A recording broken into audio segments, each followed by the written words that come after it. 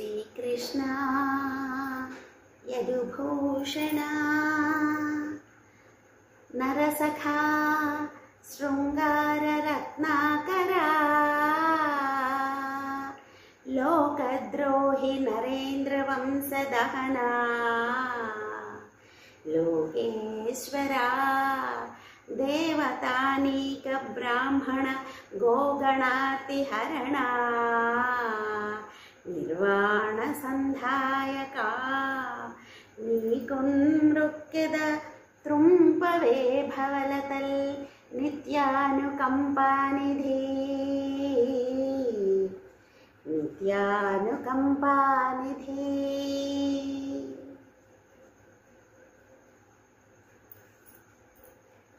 అందరికీ జై శ్రీరామ్. నేను మీ ఊటుకూరు కాళిందిని.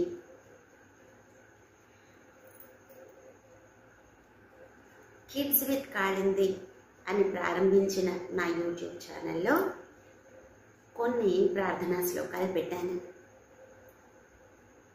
కృష్ణ శతకం పద్యాలు పెట్టడం మొదలుపెట్టాను. ఆ కృష్ణ శతకం పద్యాలు చెప్తుంటే భాగవత కథలన్నీ గుర్తుకొస్తూ ఉంటే పోతన భాగవతం చదువుకొని తీరాల్సిందే అనిపించింది. అందులోని మాధుర్యాన్ని మీతో కలిసి పంచుకోవాలని మీ ముందుకు వచ్చాను. నేను చిన్నప్పుడు చదువుకునే రోజుల్లో పోతన గారి గురించి ఒక పద్యం చదువుకున్నాను.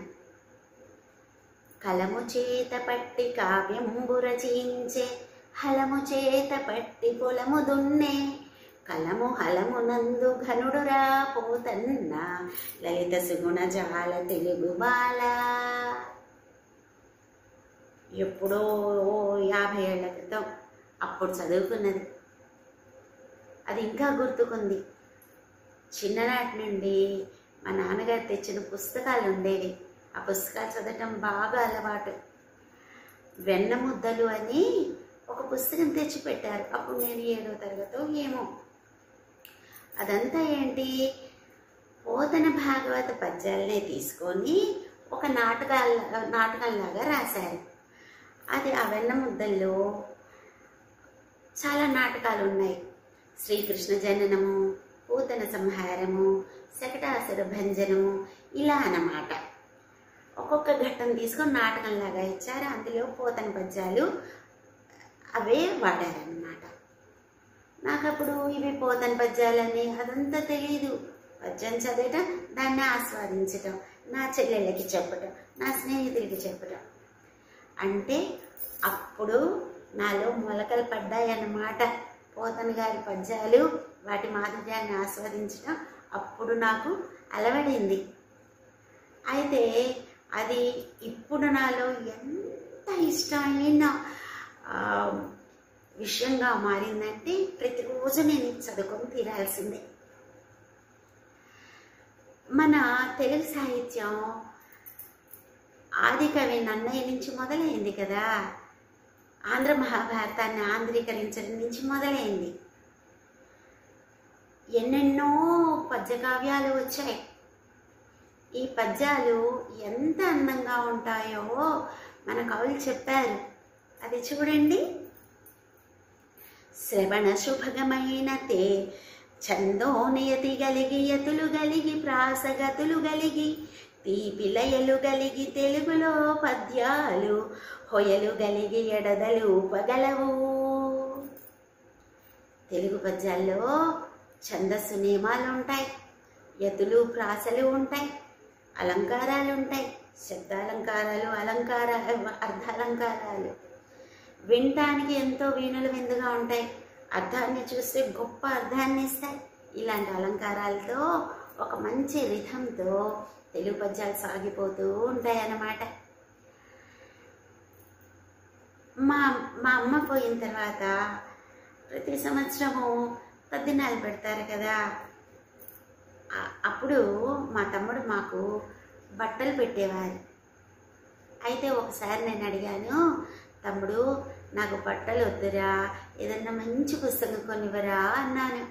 అంటే మా తమ్ముడు టీటీడీ వారి పోతన భాగవతం సెట్ కొనిచ్చారనమాట. ఇది ఈ సెట్ కొనిచ్చి పైగా దాంట్లో రాశాడు, ఇక్కడ చూడండి, ఇలా నాకు రాసిచ్చారన్నమాట. ఏమని రాశారు అంటే, అమ్మ జ్ఞాపకార్థం కాళిందక్కయ్యకి తమ్ముడు ప్రేమతో ఇచ్చిన కానుక. ఈ కానుక నాకు 2013లో అందింది. అంతవరకు నేను పోతన భాగవతం పట్టుకున్నది లేదు, ప్రత్యేకంగా భాగవతం చదవాలి అనుకున్నది లేదు. ఎప్పుడైతే ఈ పుస్తకం నా చేతికి వచ్చిందో, ఆహాహాహా, ఇది తప్ప నాకు ఇంకోటి అక్కర్లే అట్లా అనిపించిందనమాట. అప్పటి నుంచి ఒక్కొక్క పద్యం చదువుతుంటే, ఎప్పుడు 2013, నేను ఇప్పుడు 67లో పుట్టాను. ఈ వయసులో ఒక్కొక్క పద్యం నేర్చుకోవడానికి ఎంత ఉత్సాహంగా నేర్చుకున్నాను. ఒక్కొక్క లైన్ చదువుకోవటము, మా పిల్లలకి అప్పచెప్పటం, మళ్ళీ 2 చదవటం, అప్పచెప్పటం. దీంతో ఏమైంది, ఈ పద్యాన్ని ఆస్వాదించడం మా పిల్లలకి కూడా అలవాటైపోయింది. వాళ్ళకి బై హార్ట్, నేను అప్పచెప్తుంటే వాళ్ళకి వచ్చేసాయి. అలా అంత తేలిగ్గా ఉంటాయి ఈ పద్యాలు. ఈ పోతన గారి పద్యాల గురించి ఎంతమంది కవులు ఎన్ని రకాలుగా వర్ణించారో తెలుసా? ముందు ఆంధ్ర కవిత నన్నయ్య గారి దగ్గర పుట్టిందే. నన్నయ్య గారి దగ్గర పుట్టిన ఆంధ్ర కవితని ఒక బాలగా తీసుకుంటే అది ఎలా వృద్ధి చెందుతూ వచ్చిందో చూడండి. చక్కటి పద్యాలు ఉన్నాయి మన సాహిత్యంలో. అందులో పోతన గారి గురించి ఎంతమంది రాశారో, ఎన్ని పద్యాలు రాశారో. రాణ్మహేంద్ర కవీంద్రు రతనాల మేడలో పసడి గిన్నెల గుమ్మ పాలు త్రావి, సోమయాజుల గృహ రామసీమలలోన అల్లారు ముద్దుగా ఆటలాడి, శ్రీనాథుల సువర్ణ సీసమాలికలలో హాయిగా తూగుటుయ్యాలూగి, భాగవతుల వారిలో గిళ్లలో మెత్త మెత్తని శయ్యల నొత్తిగిల్లి, విద్యానగర రాజవీధులందు దిగ్గజంబుల మీదనే తిరిగి కంచు జయభేరి దశల మ్రోగించుకొన్న ఆంధ్ర కవితా కుమారి జయోస్తు నీకు.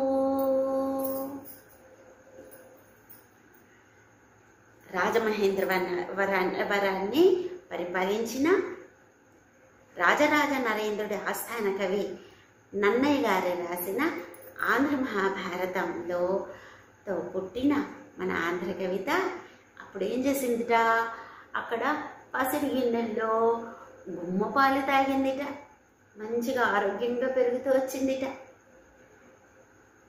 తిక్కన వారి దగ్గరికి వచ్చేసరికి ఆయన కవితల్లో పసిపాప బాలగా వృద్ధి చెంది ఏం చేసిందిట, అల్లారు ముద్దుగా ఆటలాడుకుందిట.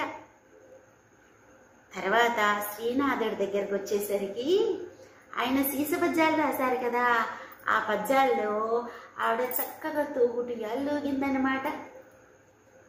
ఇంకా పోతన గారి దగ్గరికి వచ్చేసరికి మెత్త మధురమైన పద్యాల్లో చక్కగా ఒత్తిగిల్లి పడుకుందిట మన ఆంధ్ర కుమారి బాల. అలా మెల్లమెల్లగా పెరుగుతూ విజయనగర రాజవీధుల్లో ఏం చేసిందిట, అష్టదిగ్గజాల కావ్యాల్లో అందులో ఒదిగి దిగ్గజాల మీద తిరిగి దేశాల జయభేరి మ్రోగించుకుంటూ వచ్చిందనమాట. కంచు ఢక్కాన్ని పగలగొట్టి నా అంతటి వారు లేరు అని నిరూపించుకుంది తెలుగు పద్యం.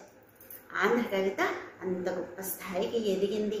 బాలగా నన్నయ్య వారింట పుట్టిన బాలగా మన ఆంధ్ర కవిత పెరిగి విశాల వృక్షంగా మారి అనేక కొమ్మలతో అనేక సాహిత్య ప్రక్రియలతో ఇంకా ముందుకి సాగుతూనే ఉంది మన ఆంధ్ర సాహిత్యం. అందులోనూ పోతన పద్యాల ఎంత మెత్తగా ఉంటాయి, ఎంత మృదువుగా ఉంటాయి, మధురంగా ఉంటాయి చూడండి. అచ్చపు జుంటి తేనియల నైక్షవ ఖండ సుధారసాల గోరువెచ్చని పాల మేగడల విచ్చడి కన్నె గులాబి మొగ్గలన్ మత్సరకించు ఈ మధుర మంజుల మోహన ముగ్ధ శైలి నీవెచ్చట నేర్చినావు సుకవిత్వ కళానిధి. పోతన గారి గురించి ఏమంటున్నారు? ఓ పోతన గారు, సుకవి ఏంటి ఇంత చక్కటి పద్యాలు ఎంత బాగా రాశారు, ఎంత మధురంగా రాశారు, ఎక్కడి నుంచి నేర్చుకున్నావయ్యా ఈ రాత? పోతన పద్యాలట అప్పుడే తీసిన పుట్ట తేనె కంటే మధురంగా ఉంటుందిట. చెరుకు రసాల మాధుర్యం దీని ముందు దిగదుడిపే. గోరువెచ్చని పాల మీద మీగడ తీస్తే అది ఎంత మధురంగా ఉంటుంది, పోతన కవిత్వం కూడా అంత మధురంగా ఉంటుందిట. అప్పుడప్పుడే విచ్చుకుంటున్న గులాబీ రేకులు మృదుత్వం ఉందే అంత మృదువుగా ఉంటాయట పోతన పద్యాలు. ఆహా, ఎంత బాగా వర్ణించారు పోతన సాహిత్యాన్ని. ఇంకా అంటున్నారు చూడండి, ఏమంటున్నారు? ముద్దులగార భాగవతమున్ రచయించుచు పంచదారలో నద్దితివేము గంటము మహాకవి శేఖర మధ్య మధ్య అట్లద్దక వట్టి గంటమున నట్టిటు గీసిన తాటి ఆకులో పద్యములందు ఈ మధుర భావములెచ్చట నుండి వచ్చురా. ఓ మహాకవి శేఖరా, పోతనామాచ్య, నువ్వు భాగవత పద్యాలు రాస్తూ రాస్తూ నీ గంటాన్ని మధ్యలో పంచదారలో ముంచి రాసావా ఏంటి? లేకపోతే నీ పద్యాల్లో అంత మాధుర్యం ఎలా వస్తుందయ్యా? ఉత్తగా రాస్తే తాటి ఆకులు ఇలా గీతలు గీసేస్తే ఇంత మాధుర్యం వస్తుందా? నువ్వు తప్పకుండా నీ గంటాన్ని పంచదారలో ముంచి రాసే ఉంటావు, లేకపోతే ఇంత మధురంగా ఉంటాయా అని చక్కగా చెప్పారు కవులు. ఇంకా ఏమంటున్నారో చూడండి, ఎంతెంతమంది మహాకవులు కావ్యాలు రాశారు. అన్ని కావ్యాల్లోనూ పోతన గారి కావ్యము ఎంతో మధురంగా ప్రత్యేకంగా ఉంటుంది అంటున్నారు. ఏమంటున్నారు? ఎండిన మ్రోడులే కిసలయించెను ఏకశిలాపురమ్ములో బండలు పుల్కరించెను అపారముదమ్మున తెలుగు తల్లికి గుండెలు పొంగిపోయి కనుగొల్కులు నిండెను పచ్చి పైరులే పండెను జాలువారిన భవత్ కవితామృత వర్షధారలన్. పోతన గారి కవిత్వము అమృతాన్ని వర్షించిందిట. ఆ అమృత వర్షంతో ఎండిన మోడుల్లో కొత్తగా చిగుళ్ళొచ్చాయేమో. ఆయన నివసించే ఏకశిలాపురములో బండలు పులకరించిపోయాయిట.